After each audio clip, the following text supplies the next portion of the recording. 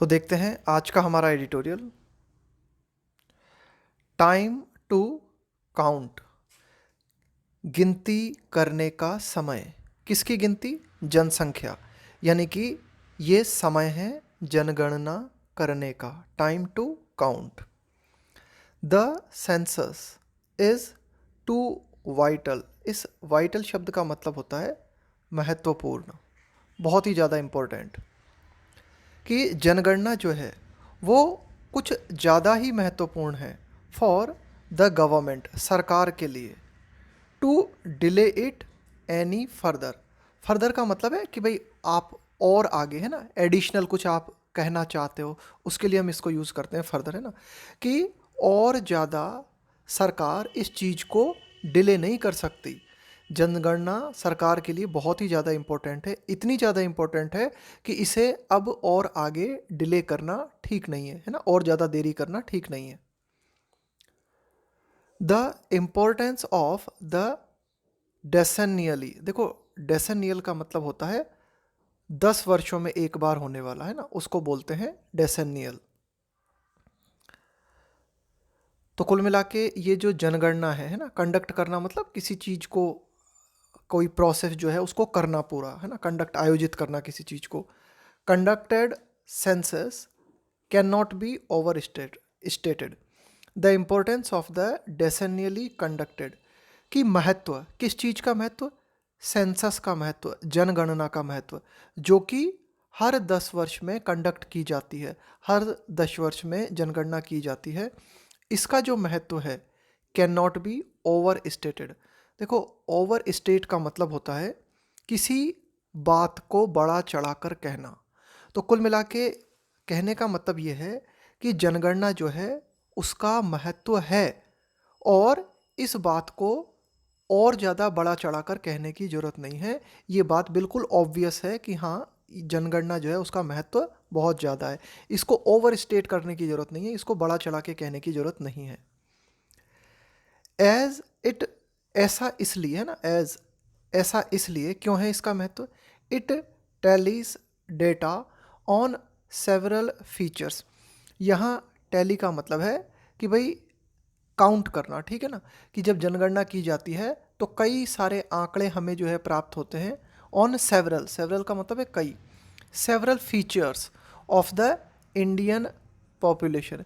कि भारतीय जनसंख्या से संबंधित कई जो पहलू हैं उनके आंकड़े हमें जनगणना से मिल जाते हैं।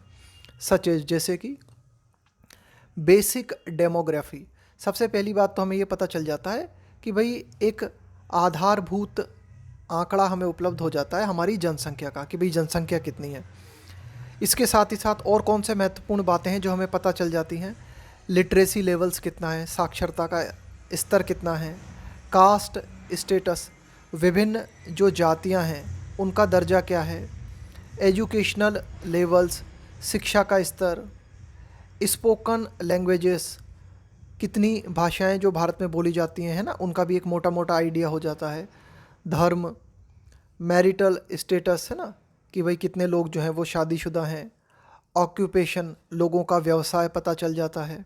एंड माइग्रेशन स्टेटस, कितने लोग जो हैं वे अपने राज्य में रह रहे हैं और कितने लोग अपने राज्यों के बाहर हैं। यानी कि प्रवासी लोगों के दर्जे के बारे में भी जनसंख्या से जानकारी मिल जाती है, अमॉन्ग अदर्स। तो और भी अन्य कई बातें हमें पता चलती हैं, इनमें से ये कुछ बातें कुछ ज़्यादा ही महत्वपूर्ण हैं। The census is vital, vital यानी महत्वपूर्ण। तो कुल मिला के जनसंख्या जो है, जनगणना जो है, ये जो जनगणना है महत्वपूर्ण है टू एडमिनिस्ट्रेटिव फंक्शन। यानी कि प्रशासनिक जो कार्य होते हैं ना, उनके लिए भी जनगणना बहुत ज़्यादा महत्वपूर्ण है। And planning of welfare schemes. कि वेलफेयर स्कीम्स का मतलब है कल्याणकारी योजनाएं। सरकार के द्वारा जो कल्याणकारी योजनाएं चलाई जाती हैं उनकी प्लानिंग के लिए भी सेंसस बहुत महत्वपूर्ण है। सेंसस डेटा, जनगणना के जो आंकड़े हैं, आर ऑल्सो क्रूशियल। देखो, ये डेटा है ना, ये प्लूरल होता है इसलिए यहाँ पे आर आया है। आर ऑल्सो क्रिटिकल का मतलब है बहुत ही महत्वपूर्ण। एज, तो जनसंख्या के जो आंकड़े हैं वो बहुत ही महत्वपूर्ण है। एज, ऐसा इसलिए दे आर यूज्ड कि इन आंकड़ों का प्रयोग किया जाता है किस रूप में? As a frame to underpin, देखो अंडरपिन का मतलब होता है किसी चीज को सपोर्ट करना, अदर सैंपल सर्वेस कि जनसंख्या के जो आंकड़े हैं वे सपोर्ट करते हैं, एक आधार प्रदान करते हैं किस चीज़ के लिए? अन्य जो सर्वे किए जाते हैं उन सर्वे के लिए ये जो जनगणना होती है ये आधार का काम करती है। दैट आर रिप्रेजेंटेटिव, रिप्रेजेंटेटिव का मतलब है जो प्रतिनिधित्व करते हैं, ऑफ द होल पॉपुलेशन कि कई सर्वे किए जाते हैं देश भर में या इंटरनेशनल लेवल पे, है ना, और उन सर्वे, ऐसे सर्वे जिनमें कि पूरी की पूरी जनसंख्या के बारे में पता होना जरूरी होता है, तो वहाँ पे जो जनगणना के आंकड़े हैं वे काम आते हैं। The national census is utilised, अब देखो ये जो राष्ट्रीय जनगणना है इससे संबंधित जो आंकड़े होते हैं उनका प्रयोग किया जाता है किसके द्वारा? बाय इंटरनेशनल एजेंसीज कि अंतर्राष्ट्रीय स्तर पे जो संस्थाएं हैं उनके द्वारा भी राष्ट्रीय जनगणना के आंकड़ों का प्रयोग किया जाता है।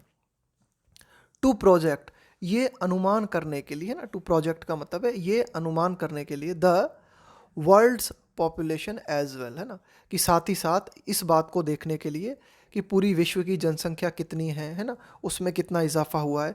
तो वर्ल्ड्स पॉपुलेशन आप कब पता लगा पाओगे? जब राष्ट्रीय जनसंख्या उपलब्ध होगी। तो राष्ट्रीय जनसंख्या जो है वह इंटरनेशनल एजेंसीज के भी काम आती है वर्ल्ड्स की पॉपुलेशन को प्रोजेक्ट करने में। India has conducted the census every 10 years since 1881, Bharat ने 1881 से, ध्यान रखना इस तरह के प्रश्न जो है बहुत ही महत्वपूर्ण बनते हैं। ये जो करंट के प्रश्न पूछे जाते हैं ना, तो करंट के प्रश्न जो है ना इस तरह से पूछे जाते हैं। अब देखो ये आपसे प्रश्न पूछा जाएगा कि भारत की प्रथम जनगणना कब हुई? इसका आंसर है 1881। अब एक तरीके से ऐसा लगेगा कि भाई ये प्रश्न किस तरह से क्यों पूछा गया? इसीलिए पूछा गया, क्यों? क्योंकि ये जो पूरा की पूरा मुद्दा है अभी जो है करंट में चल रहा है, तो इससे संबंधित जो भी बातें हैं वो आपसे पूछी जाएंगी। तो ध्यान रखना इस तरह के प्रश्न जो है पूछे जाएंगे ना। 1881 India has conducted the census, तो भारत ने जो है जनगणना आयोजित की है हर 10 वर्ष में। कब से? 1881 से। Only 2021 a pandemic affected year, pandemic का मतलब होता है वैश्विक महामारी, तो 2021 जो था ये वैश्विक महामारी यानी कि कोरोना वायरस से प्रभावित साल था। तो ये जो 2021 था वाज एन एक्सेप्शन, ये अपवाद था, यानी कि 2021 में जनगणना आयोजित की जानी थी भारत में लेकिन कोरोना वायरस के कारण न हो सकी, तो वाज एन एक्सेप्शन। तो 2021 जो था वो अपवाद था, एज ऐसा इसलिए द एक्सरसाइज वाज पोस्टपोन्ड कि ये जो गतिविधि थी, ये जो जनगणना का पूरा की पूरा कार्यक्रम था, इसको पोस्टपोन कर दिया गया, स्थगित कर दिया गया। विथ द डेडलाइन, डेडलाइन का मतलब होता है समय सीमा, है ना, लास्ट समय सीमा। For freezing of boundaries, further, further का मतलब है और आगे, है ना, और एक्सटेंड कर देना, एक्सटेंड का मतलब होता है बढ़ा देना, टू जून 30, 2023। देखो क्या किया जाता है, जब जनगणना की जाती है तो विभिन्न राज्यों की जो बाउंड्री होती है उसको फ्रीज कर दिया जाता है, यानी कि विभिन्न राज्यों की बाउंड्री से संबंधित जो भी विवाद हैं उनको वहीं की वहीं रोक दिया जाता है। क्यों? क्योंकि मान लो कि ये जो बाउंड्री से संबंधित ये जो भी काम है ये अगर चलते रहेंगे तो फिर पता नहीं चल पाएगा ना कि भाई कौन सा राज्य के क्षेत्र में आता है, कौन सी जगह कौन से राज्य के अंडर आती है। तो जो भी विभिन्न राज्य होते हैं उनकी जो भी बाउंड्रीज होती है उनको फ्रीज कर दिया जाता है, उनको वहीं की वहीं रोक दिया जाता है। तो फ्रीजिंग ऑफ बाउंड्रीज की जो समय सीमा है इसे 30 जून 2023 तक बढ़ा दिया गया है। तो जब तक बाउंड्रीज फ्रीज नहीं हो जाती तब तक जनगणना स्टार्ट नहीं हो सकती। तो कुल मिला के अब जो जनगणना है वो जून 2023 के बाद ही स्टार्ट हो सकती है। द सेंसस, तो ये जो जनगणना है कैन इफेक्टिवली बी कंडक्टेड, कि जनगणना जो है इसे प्रभावी रूप से कंडक्ट किया जा सकता है। कब? Only some months after this event, इस इवेंट के कुछ महीने बाद, यानी कि 30 जून 2023 के बाद। Census enumeration is preceded. देखो इन्यूमरेशन का मतलब होता है गणना करना किसी चीज की, है ना। सेंसस इन्यूमरेशन जनगणना इज प्रिसीडेड, प्रिसीड का मतलब होता है के पहले, बाय एक्टिविटीज। तो जनगणना के पहले क्या होता है, कुछ एक्टिविटीज होती हैं, कुछ गतिविधियां होती हैं, सच एज जैसे कि हाउस लिस्टिंग, है ना। जैसे कि हाउस लिस्टिंग की जाती है कि भाई जैसे पर्टिकुलर जिला है, इसमें इतने इतने घर हैं और इतने घरों की काउंटिंग होनी है। तो और इसके अलावा और भी अन्य गतिविधियां होती हैं जिन्हें जनगणना के पूर्व अंजाम दिया जाता है। Most states were in line, देखो इन लाइन होने का मतलब होता है अनुरूप होना, to begin this in early 2020, कि 2020 की शुरुआत में ही कई राज्य जो थे वे इस जनगणना की शुरुआत के लिए तैयार थे। Before the covid pandemic hit, यानी कि कोविड-19 वैश्विक महामारी ने हिट किया, कोविड-19 महामारी का अटैक हुआ, इससे पहले ही 2020 की शुरुआत से ही कई राज्य जो थे वो जनगणना के लिए तैयार थे। बट लेकिन द रिपीटेड पोस्टपोनमेंट, लगातार जनगणना को पोस्टपोन करना, ठीक है, लगातार इसको टालते जाना, एंड कॉन्सिक्वेंटली, और लगातार पोस्टपोनमेंट का परिणाम क्या हुआ, कॉन्सिक्वेंटली का मतलब है परिणाम स्वरूप, द अनड्यू डिले, कि अननेसेसरी देरी हमें देखने को मिली in the census commencement, commencement का मतलब है किसी चीज़ की शुरुआत होना, कि जनगणना की शुरुआत होने में अनड्यू डिले हमें देखने को मिला।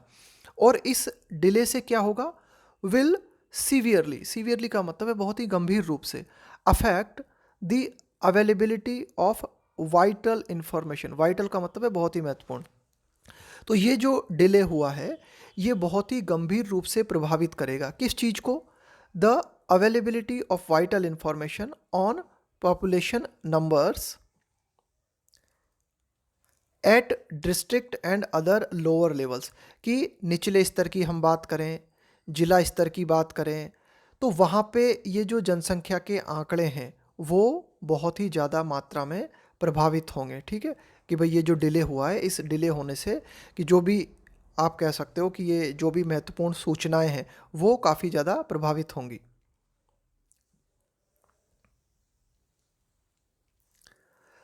The pandemic has been cited, cite का मतलब होता है हवाला देना, कोट करना किसी चीज़ को, एज अ रीज़न। तो ये जो वैश्विक महामारी है इसे कारण बताया गया है, फॉर किस बात के लिए, द डिले, कि ये जो डिले हुआ है जनगणना में इसका कारण बताया गया है पैंडेमिक को, वैश्विक महामारी को, कोरोना वायरस को। द फैक्ट, ये तथ्य, कौन सा तथ्य, दैट कि lockdowns and physical distancing norms, norms का मतलब है प्रावधान, नियम, are now a thing of the past, कि जो लॉकडाउन्स है इसके अलावा फिजिकल डिस्टेंसिंग नॉर्म्स है ना, कि भाई 1 या 2 मीटर की दूरी बना के रखना है आपको, तो ये जो नियम है अब ये गुजरे समय की बात हो गई है। एंड यानी कि अब लॉकडाउन है नहीं, फिजिकल डिस्टेंसिंग नॉर्म्स भी जो है इसका भी कोई पालन नहीं कर रहा है और उनकी ज़्यादा ज़रूरत भी नहीं है।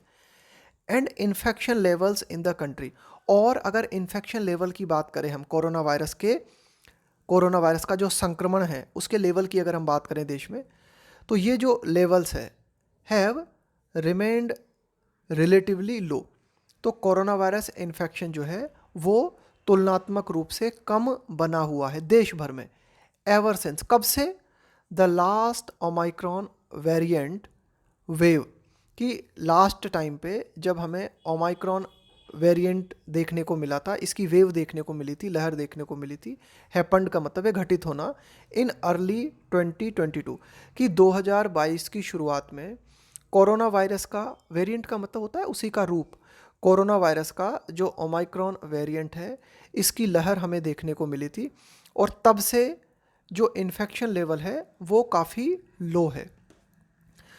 सजेस्ट, अब यहाँ पे ये सजेस्ट किसके लिए आया है, इसका सब्जेक्ट क्या है, ये सजेस्ट आया है इस फैक्ट के लिए, यहाँ से लेके और यहाँ तक ये जो बात दी गई है ना, ये आपको एक एडिशनल जानकारी दी गई, ठीक है। तो ये फैक्ट कि लॉकडाउन भी ख़त्म हो गया है, फिज़िकल डिस्टेंसिंग नॉर्म्स भी नहीं है, इसके अलावा जो इन्फेक्शन लेवल है वो भी देश भर में काफ़ी ज़्यादा डाउन है, तो ये फैक्ट जो है इस बात को सजेस्ट करता है, इस बात को दर्शाता है that this is no longer a valid excuse कि कोरोना वायरस का जो बहाना है ये एक वैध बहाना नहीं है, इसे अब एक्सक्यूज़ के रूप में नहीं दिया जा सकता। यानी कि जनगणना न करने के लिए कोरोना वायरस का एक्सक्यूज़ अब देना ठीक नहीं है। इनफैक्ट वास्तव में सेंसस डेटा कि जनगणना के जो आंकड़े हैं शुड वैलिडेट, किसी चीज़ को वैलिडेट करने का मतलब होता है उसे वैध ठहराना, है ना। द वेरियस का मतलब है कई, विविध, एस्टिमेट्स का मतलब है आकलन, ऑन मॉर्टिलिटी, मॉर्टिलिटी का मतलब है मृत्यु दर, based on excess deaths, excess का मतलब है अधिक मात्रा में, एनालाइज का मतलब होता है परीक्षण करना, ड्यूरिंग द कोविड-19 पेंडेमिक कि कोविड-19 वैश्विक महामारी के दौरान कई सर्वे किए गए हैं ना, उनमें जो मृत्यु दर बताई गई है ना, मृत्यु दर के जो भी आंकड़े दिए गए उनकी वैधता को, यानी कि ये जो मृत्यु दर के विभिन्न आंकड़े दिए गए ये कितने सही थे कितने गलत थे, ये बात भी सही, ये इस बात का भी पता चल जाएगा किससे, जनसंख्या के आंकड़ों से। यानी कि जनगणना जो है वो इस बात को वैलिडेट करनी चाहिए कि भाई मॉर्टिलिटी से संबंधित, मृत्यु दर से संबंधित जिन आंकड़ों की हमने बात की है ना कि भाई काफ़ी ज़्यादा मात्रा में मृत्यु हुई है लोगों की कोविड-19 के दौरान, तो इनका भी जो है पता चल जाएगा। ऑल्सो साथ ही साथ इट इज़ इम्पेरेटिव, इम्पेरेटिव का मतलब है कि भाई ये बात भी ज़रूरी है दैट डिकेडल चेंजेस, डिकेडल का मतलब है 10 वर्ष में, डिकेडल चेंजेस का मतलब है 10 वर्ष में जो बदलाव आता है, तो यहाँ पे डिकेडल चेंजेस का मतलब है 10 वर्ष में आने वाले बदलाव। इन इंडियाज़ डेमोग्राफी का मतलब है जनसंख्या, related to urbanisation and migration of people across states, across states का मतलब है कि राज्यों में, विभिन्न राज्यों में हमें क्या देखने को मिला है, माइग्रेशन देखने को मिला है, लोगों का प्रवास। अर्बनाइजेशन का मतलब है शहरीकरण, तो ये बात भी महत्वपूर्ण है, यानी कि जनगणना के माध्यम से ही ये बात पता चलेगी कि 10 वर्ष में भारत की जो जनसंख्या है उसमें कितने बदलाव आए हैं। यहाँ पे हम किस संबंध में बात कर रहे हैं कि भाई कितना शहरीकरण हुआ है, कितने लोग जो हैं उन्होंने एक राज्य से दूसरे राज्य में माइग्रेट किया है ना, उनका प्रवास हुआ है। People are captured adequately, adequately का मतलब है पर्याप्त रूप से, और कैप्चर का मतलब है दर्ज करना, है ना। तो ये बात भी काफ़ी महत्वपूर्ण है कि इन आंकड़ों को भी पर्याप्त रूप से दर्ज किया जाए कि इन 10 साल में कितना ज़्यादा शहरीकरण हुआ है और जो विभिन्न राज्य हैं हमारे उनमें कितनी मात्रा में लोगों का माइग्रेशन देखने को मिला है। वेलफेयर स्कीम्स की कल्याणकारी योजनाएं जो सरकार के द्वारा चलाई जाती हैं, जैसे कि targeted public distribution system. Targeted का मतलब क्या है कि भाई इसमें क्या, टारगेटेड का मतलब होता है कि पर्टिकुलर ग्रुप को टारगेट करके जो योजना बनाई जाती है। जैसे पब्लिक डिस्ट्रीब्यूशन सिस्टम होता है, ये जो सार्वजनिक वितरण प्रणाली होती है, इसमें किन्हें टारगेट किया जाता है, जिनकी इनकम बहुत ही ज़्यादा लो है, जो बहुत ही ज़्यादा गरीब है ना, जो गरीबी रेखा के नीचे हैं। Public distribution system under the national food security act, तो कुल मिला के राष्ट्रीय खाद्य सुरक्षा कानून के तहत पीडीएस सिस्टम जो कि सरकार के द्वारा चलाया जाता है, इससे जुड़ी हुई जो योजनाएं हैं वे इस पर डिपेंड करती हैं, इस पर निर्भर है, depend on population estimates. Population estimates का मतलब हो गया जनसंख्या के आंकड़े, कि जनसंख्या के आंकड़े पे सरकार की कई योजनाएं जैसे कि पीडीएस है डिपेंड करती है। And the government continues to rely on, rely का मतलब है निर्भर करना, किसी चीज़ पर डिपेंड करना, रिलाई के साथ में आता है ऑन, सेंसस 2011। और भारत सरकार जो है या विभिन्न राज्य, भारत सरकार के साथ साथ विभिन्न जो राज्य हैं वे किन आंकड़ों पर डिपेंड कर रहे हैं, अभी भी 2011 के आंकड़ों से ही काम चला रहे हैं। विच इज, अब ये बात जो है नाउ क्लियरली आउटडेटेड, है ना। अब ये जो 2011 के आंकड़े हैं ना ये आउट ऑफ डेट हो चुके हैं ना, इनका कोई मतलब नहीं है, अब नए आंकड़े बहुत ही ज़्यादा जरूरी हैं। इंटर स्टेट डिस्पैरिटीज़, डिस्पैरिटीज़ का मतलब होता है असमानताएं इन पॉपुलेशन। इंटर स्टेट का मतलब है कि अगर विभिन्न राज्यों में अगर हम बात करें ना, तो विभिन्न राज्यों में जो जनसंख्या है उनमें जो असमानताएं देखने को मिलती हैं, disparities in population growth rates could का मतलब, कुड यहाँ पे आया है फ्यूचर पॉसिबिलिटी के लिए कि ऐसा हो सकता है। ऑल्सो इम्पिंज का मतलब होता है प्रभाव डालना, प्रभावित करना, और इसके साथ में इम्पिंज के साथ में आता है ऑन या फिर अपॉन। डिबेट का मतलब है वाद विवाद। ऑन द प्रोस्पेक्टिव का मतलब होता है संभावित, पोटेंशियल। डीलिमिटेशन का मतलब होता है सीमा निर्धारण। डीलिमिटेशन का मतलब होता है सीमा निर्धारण।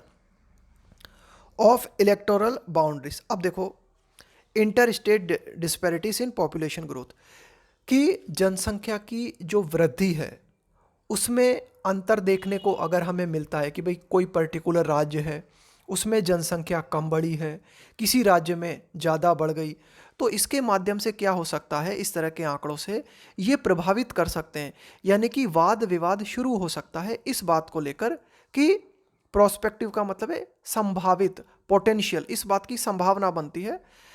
डीलिमिटेशन का मतलब है सीमा निर्धारण।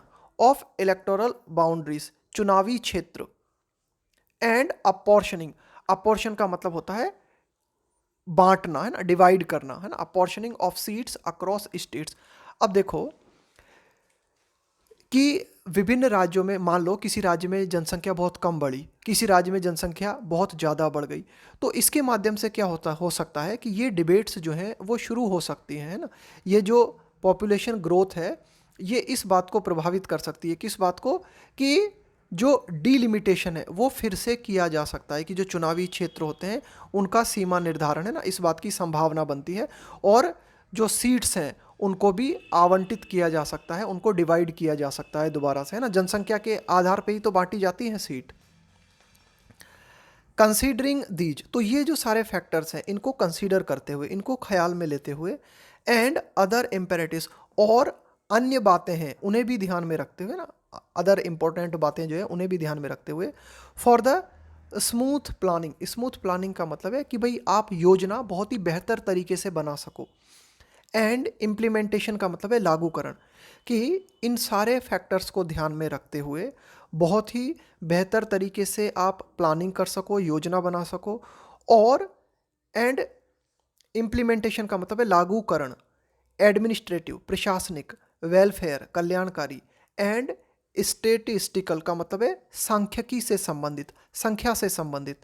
मैनेजमेंट, फॉर गवर्नेंस का मतलब है शासन, कि शासन जो है उसका मैनेजमेंट बहुत ही बेहतर तरीके से हो सके, चाहे वो प्रशासनिक हो, चाहे कल्याणकारी योजनाएं हो, चाहे सांख्यिकी से जुड़े हुए जो भी प्रबंधन है ना, कुल मिला के शासन को लागू करने में बहुत ही ज़्यादा हेल्पफुल है जनगणना।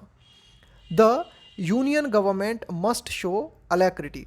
अलैक्रिटी का मतलब होता है तत्परता, किसी काम को तुरंत करना, उसको बोलते हैं अलैक्रिटी।